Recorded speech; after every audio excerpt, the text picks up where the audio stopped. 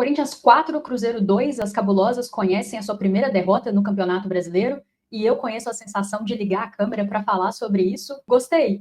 Não, mas faz parte da vida do futebol e desse trabalho aqui. Então vamos falar um pouquinho sobre como foi esse jogo e acho que vale a pena fazer um balanço também dessa primeira fase do Campeonato Brasileiro do Cruzeiro, projetar um pouquinho o que vem pela frente. E é aquilo, o ano está só começando e, se Deus quiser, grandes coisas ainda pela frente para o Cruzeiro de Garotas. Bom, acho que tem que passar pela escalação antes de começar a falar sobre o jogo, porque eu disse aqui no pré-jogo que esperava força máxima para essa partida diante do Corinthians, e ela veio mais ou menos, né? O Jonas fez algumas alterações no time. Eu tinha comentado que tinha uma dúvida de onde a Isabela jogaria, e aí, a depender de onde ela fosse jogar, entrariam outras atletas ali no time, né? Ela foi de ala pela direita, me parece uma tendência do Jonas nesse momento. Eu particularmente gosto muito, acho que a Isabela é uma excelente lateral, né? Ela é lateral direita de origem, também joga muito bem pela esquerda se for necessário, como já jogou aqui com a camisa do Cruzeiro. Assim como ela é muito boa defensivamente, ela apoia muito bem também. E como jogou a maior parte da temporada aqui com a camisa do Cruzeiro como zagueira, a gente acabou não aproveitando tanto essa valência dela de apoiar. Então, acho que vai trazer um equilíbrio bem legal para esse lado direito do Cruzeiro e tem tudo para tomar conta dessa ala direita, assim como a Gisele tomou conta ali da ala esquerda. E com isso, naturalmente, abre-se uma vaga nessa linha de três, que estava muito bem encaixada com ela, Paloma e Rasa. Acho que elas consolidaram aí a melhor defesa do campeonato. É claro que o Cruzeiro não defende só com as três, e a gente fala um pouco sobre isso, porque acho que acabou impactando também no jogo de hoje. Fizeram, assim, uma grande temporada, uma grande primeira fase de Brasileirão, jogando as três por ali. Quando ele adianta ela para jogar como ala pela direita, abre-se uma vaga que ora foi da Ambrosio, ora foi da Gil nesse primeiro momento. Ele foi com a Gil, até falei que imaginava Ambrosio, mas a Gil jogou por ali, ela pela direita, Rás de central e Paloma pela esquerda, né? Que é exatamente o que ele tinha feito aqui no Gregorão diante do 3B. E acho que ele já começa também a abrir um espaço para o retorno da Vitória Calhau, né? A gente sabe que se a Calhau retornar de lesão no nível que a gente conhece dela, naturalmente ela deve ganhar uma vaga de titular nesse time. Imagino que para o segundo semestre a gente deve ter Rás, Calhau e Paloma nessa linha de três e a Chagas como ala pela direita. Então esse cenário já era meio que esperado, né? Onde a Isabela jogaria e, consequentemente, qual atleta entraria no lugar dela. Acho que tem uma mudança também que era um pouco esperada, que é ele não utilizar a Lelê nesse jogo como centroavante. Ele colocou a Sochó para fazer uma dupla de ataque com a Marília, e aí é puramente pela questão dos cartões amarelos, né? A Lelê estava pendurada, se os cartões até zeram para a próxima fase, né? Então todo mundo começa as quartas de final zerada, mas se ela leva um cartão nesse jogo diante do Corinthians, ela ficaria suspensa para a partida diante do Bragantino, e perder a Lelê no momento mais agudo da temporada não faz sentido. Ela que é artilheira do Cruzeiro, uma centroavante que dispensa apresentações, né? Tá fazendo uma temporada excepcional com a nossa camisa. Então, obviamente que fez falta ontem, acho que se tivesse em campo poderia ter nos ajudado muito, mas entendo que era necessário. Ela até tentou bastante tomar um cartão ali diante do 3B para cumprir suspensão contra o Sport e acabou não acontecendo, então acho que fez sentido, né? Não vale a pena correr o risco. E aí a Sochor jogou por ali, ao lado da Marília. E acho que a mudança que eu não esperava era no gol. Eu imaginava que a Camila retornaria ao time para essa partida, mas o Jonas manteve a Tati. A Tati, que é uma excelente goleira também, né? Acho que ela e a Camila têm níveis técnicos muito parecidos. Em algum momento dessa temporada, o Jonas pareceu ter dúvida, né, entre quem seria a titular. A Camila fez alguns jogos, ela fez alguns jogos, mas me parece que hoje a Camila está muito consolidada como a goleira titular do Cruzeiro. E acho que aí vai ao encontro do que ele falou na coletiva ali depois da vitória diante do 3B, que ele ia utilizar essas duas partidas para dar minutagem para atletas que não vinham jogando tanto, e acho que a Tati acabou se enquadrando nisso. De resto, nenhuma surpresa, né? A estrutura de time do Cruzeiro que a gente tem visto ao longo da temporada, com as atletas que a gente tem à disposição hoje, e obviamente considerando aquelas também que estão fora de combate, é a estrutura de time titular do Cruzeiro, e acho que foi um time muito forte, sim, para essa partida diante do Corinthians. É claro que eu acho que se você tem a possibilidade de usar a Lelê, ele usaria, né, por exemplo, mas dentro do que a gente tinha à disposição, acho que ele foi com um time muito forte para essa partida, e obviamente o Corinthians veio muito forte também, né? Duda jogou, eu comentei aqui que ela tem esse quadro de dor, então poderia ser uma dúvida, mas jogou bem. A Johnson retornou para o time, que tinha cumprido suspensão diante do Inter, e foi talvez a melhor jogadora em campo nessa partida, né? Sempre muito impactante. E o time do Corinthians muito forte, né? Na zaga, o retorno da Érica. Eu comentei que aquela linha de zaga do Corinthians que jogou contra o Inter era uma linha baixa, mas ele promove o retorno da Érica, que é uma atleta mais alta, e acho que o Corinthians conseguiu, inclusive, se virar bem nas bolas aéreas, né? Conseguiu se defender bem, apesar de que o Cruzeiro não teve tanto ímpeto ofensivo nessa partida, como em outras oportunidades. E aí, entrando no que foi o jogo, né? Acho que o Corinthians foi superior ao Cruzeiro na maior parte dos 90 minutos, e por isso saiu vencedor. Como eu falei aqui no vídeo de pré-jogo, o Corinthians tem o melhor elenco da América Latina, então, quando um time que é melhor consegue ser melhor nos 90 minutos, o natural é que ele consiga sair vencedor, e acho que foi isso que aconteceu na partida de ontem. Mas aí, separando um pouco o primeiro tempo e o segundo tempo, acho que no primeiro tempo o Cruzeiro fez um jogo até bastante equilibrado contra o Corinthians. Acho que sofreu mais do que sofre normalmente no momento defensivo. O Cruzeiro é um time que marca alto individual, as nossas zagueiras saem para fazer perseguições, e acho que a nossa recomposição não estava tão bem encaixada como esteve em outras oportunidades, e por isso a gente sofreu principalmente com algumas bolas longas do Corinthians, né? Muitas dessas bolas longas encaixaram, e aí a equipe paulista conseguiu muitas oportunidades, assim, ora parou na Tati, ora finalizou mal. Foi um jogo de pouco controle nesse sentido, né? O Corinthians teve muito ímpeto ofensivo e o Cruzeiro muita dificuldade de se defender. O gol sai muito cedo e eu acho que isso, querendo ou não, condiciona o jogo também. Para mim não tem nenhuma polêmica, achei pênalti mesmo, muito bem convertido pela Zanotti. Mas acho que apesar dessas dificuldades do Cruzeiro de se defender, e apesar de eu achar que o Cruzeiro não teve controle assim do jogo, acho que o Corinthians controlou a maior parte das ações, eu diria que o primeiro tempo foi mais equilibrado, principalmente os 15 primeiros minutos. Eu acho que o Cruzeiro conseguiu fazer o seu jogo, conseguiu algumas oportunidades interessantes de gol. O Corinthians sempre atacando muito mais, né? E precisava de mais do resultado. Como eu falei aqui no pré-jogo, nem o empate servia para o Corinthians. Então, acho que até por ter feito o gol muito rapidamente, isso dá aquele gás para o time, né? O aspecto anímico vai lá para cima. Mas acho que apesar de não estar numa tarde muito feliz do ponto de vista assim de recomposição defensiva, o Cruzeiro até conseguiu suportar bem a pressão do Corinthians.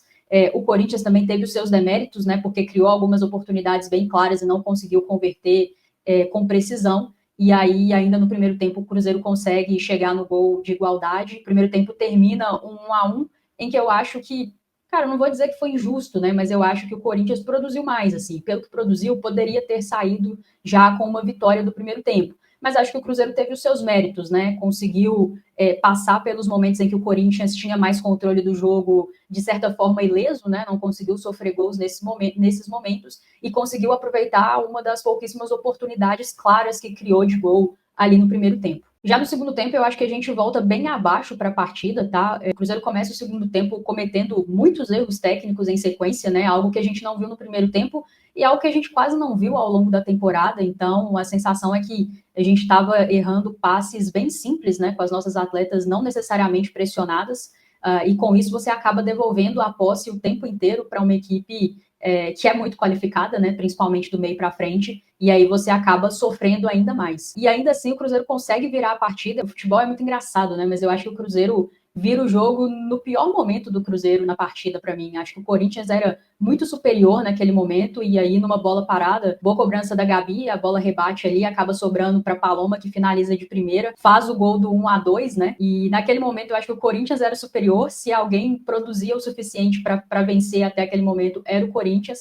Mas o Cruzeiro ainda assim conseguiu ir lá e machucar, né, através de uma de suas valências, que é a bola parada. Mas aí não conseguiu sustentar esse placar. A Paloma até fala na entrevista ali para o Sport TV no final sobre uma certa desconcentração da equipe do Cruzeiro no segundo tempo. E eu sinto que a equipe deu uma desligada mesmo do jogo, e quando você desliga do jogo diante de um adversário dessa capacidade, né, você fatalmente vai ser punido, e assim o foi. O Cruzeiro acaba tomando 3 gols praticamente em sequência, né, e o intervalo do gol que o Cruzeiro faz para o gol de empate do Corinthians é muito curto. Então você acaba nem conseguindo jogar a pressão para o lado de lá, né? O Corinthians precisava muito do resultado e acaba nem sentindo o gol, porque uma coisa é você conseguir segurar por 15, 20 minutos ali aquela vantagem, outra coisa é com 5, 6 minutos você já levar o gol do empate novamente. E aí chama muita atenção que o Cruzeiro leva 3 gols basicamente em sequência e basicamente da mesma forma, né? É óbvio que eu acho que tem muito mérito do Corinthians, tanto no aspecto técnico de você conseguir bons lançamentos, bons cruzamentos para a área, quanto no posicionamento das atletas do Corinthians que conseguem se desmarcar, né, e finalizar bem. Mas eu acho que o Cruzeiro facilitou bastante a vida das corintianas nesses 3 lances. Nossa recomposição defensiva não estava muito bem feita. E é algo que a gente quase não viu ao longo dessa temporada, né? Muito pelo contrário, eu acho que o Cruzeiro é um time que conseguiu se defender muito bem. De todas as formas, era a melhor defesa do campeonato até aqui, acho que ainda é, não conferi as estatísticas, mas de qualquer maneira, sempre se defendeu muito bem de todas as formas, mas principalmente de bolas aéreas, né? Cito, por exemplo, o jogo contra o Palmeiras, em que o Palmeiras basicamente só conseguiu chegar através desse artifício, lançando bolas na área, e o Cruzeiro foi absoluto, quase que em 100% das oportunidades. E naquele momento, um time, assim, defensivamente muito forte, né? Todo mundo muito bem posicionado o tempo inteiro. E a gente acabou não vendo isso nessa partida contra o Corinthians e fomos punidas, né? Eu até acho que tem que falar que, para mim, no terceiro gol do Corinthians, a Johnson faz uma falta na Tati, e aí, para mim, esse gol teria que ter sido anulado por conta disso, né? E aí, o segundo e o terceiro gol foram muito em sequência, coisa de 2 minutos, então poderia ter mudado os rumos da partida, mas fato é que o Cruzeiro realmente parece ter se desconcentrado totalmente do jogo e a sensação é que o Corinthians conseguiria, sim, buscar a virada por aquilo que o Corinthians produzia e por aquilo que o Cruzeiro não conseguia produzir. A lição que fica é que quando você enfrenta um adversário que é superior a você de forma objetiva, você tem que estar no seu mais alto nível durante os 90 minutos para que você tenha chances de competir e vencer. Mas acho que um alento que fica, pelo menos para mim, e acho que tem que ficar para o torcedor do Cruzeiro, é que mesmo não estando numa tarde inspirada e mesmo sem 100% do nosso elenco disponível, o Cruzeiro conseguiu competir bastante com o Corinthians por boa parte desses 90 minutos, né? E realmente perdeu o jogo no momento em que se desconcentrou. Então, acho que essa equipe tem tudo para, numa fase mais aguda de mata-mata, tanto do Brasileirão quanto da Copa do Brasil, que vão começar paralelamente ali em agosto, o Cruzeiro tem toda a condição de fazer grandes jogos e de conquistar grandes resultados se estiver no seu mais alto nível, né? Tático, técnico, físico e, obviamente, de concentração. E acho que essa equipe já mostrou o suficiente ao longo dessa temporada para a gente entender que esse momento de desatenção foi um ponto fora da curva, né? A gente assistiu essa equipe se recuperar de grandes adversidades ao longo da Supercopa do Brasil e também dessa campanha do Campeonato Brasileiro. A gente viu essa equipe arrancar vitórias improváveis muito porque tem uma ótima capacidade de se manter focada no jogo durante os 90 minutos. E aí aconteceu, é assimilar para que não aconteça novamente na fase mais aguda da nossa temporada, mas não é algo que me preocupa, sinceramente, pelo que vi da equipe do Cruzeiro até aqui. Tanto nos confrontos grandes, em que, por vezes, o adversário até era o favorito, o Cruzeiro conseguiu fazer grandes jogos e buscar grandes resultados. E também naquelas partidas em que o Cruzeiro era favorito e precisava ser dominante, ele conseguiu ser muito focado, estando muito concentrado nos jogos. Então, acho que o balanço é extremamente positivo dessa campanha, né? O Cruzeiro, obviamente, não queria perder, né? Eu acho que uma equipe que faz aí 14 jogos de 15 invictas, ela não quer perder essa invencibilidade na última rodada, mas a campanha é extraordinária, é uma das melhores campanhas aí desse formato do Campeonato Brasileiro a nível de pontuação. É a melhor campanha da história do Cruzeiro de Garotas no Campeonato Brasileiro e tudo isso em cima de uma reformulação completa de elenco que aconteceu só 6 meses atrás. Então eu acho que tem um mérito gigantesco da diretoria, da comissão técnica, mas muito dessas atletas também, que se entregaram num nível absurdo ao longo desses primeiros 6 meses do ano, para que esse processo, né, de evolução da equipe fosse encurtado. O normal seria a gente ter visto uma equipe que oscilasse muito mais do que o Cruzeiro oscilou, tanto em performance quanto em resultado, mas elas, num nível absurdo de entrega tática, né, e física, e obviamente tem muita qualidade técnica nesse elenco, conseguiram superar essas barreiras, essas dificuldades da falta de entrosamento, assimilaram muito rápido aquilo que o Jonas e a comissão pediam para elas e, acima de tudo, conseguiram arrancar resultados muito importantes ao longo dessa campanha, mesmo quando não conseguiram ser brilhantes durante os 90 minutos. Então, é uma equipe, para mim, muito madura, e que está muito pronta para o que vem pela frente. E aí, obviamente, agora a gente tem um período para se preparar, o Cruzeiro está de férias, até o dia 6 de julho, os trabalhos retornam na Toca da Raposa 1 no dia 7. As quartas de final diante do Bragantino ainda não tem data exata, mas serão em agosto, então o Cruzeiro terá aí mais ou menos um mês para se preparar, para, se Deus quiser, ter de volta as suas atletas que estavam fora de combate até essa partida. Então, Bianca, Vanessinha, Calhau, a tendência e a nossa expectativa é que estejam todas disponíveis para essa partida contra o Red Bull Bragantino. Tendência de um jogo bem difícil, mas acho que um Cruzeiro muito pronto para os desafios que se apresentarão tanto nas quartas de final do Brasileirão quanto na Copa do Brasil. E aí, esse quadro dá uma pausa aqui na Samuca TV até lá, mas em breve estou de volta para fazer o pré-jogo contra o Bragantino, também quando conhecermos o nosso adversário da Copa do Brasil, E agora mata-mata nas duas frentes, muda muito a característica do campeonato, né? E eu fico na expectativa e na torcida para que a gente possa avançar o máximo possível. Eu acho que o Cruzeiro, pela campanha que fez, se credenciou a ser visto como um sério candidato, né, a avançar nas duas frentes, com todo o nosso elenco à disposição. Eu acho que a gente pode ser, sim, muito forte, tanto no Brasileirão quanto na Copa do Brasil. Não sei se somos o favorito para as duas, diria que não, mas acho que se hoje você não consegue falar em equipes candidatas a título nacional sem falar do Cruzeiro, e isso é muito mérito de todo mundo que faz o Cruzeiro de Garotas no dia a dia e que conseguiu conquistar isso com tão pouco tempo. Então, deixo aqui os meus parabéns para a turma. E agora ficamos um pouco órfãos, né? Ficamos um pouco órfãos do Cruzeiro de Garotas. Fica a torcida para Camila e para a Haas na Copa América. Torço para que o Brasil traga essa taça. Acho que é favorito e tem condições de chegar lá. Mas para o Cruzeiro de Garotas é um até breve, com muitas expectativas para que a gente continue vivendo grandes tardes, noites com elas, aí até, se Deus quiser, o final do ano. Um abraço, até mais.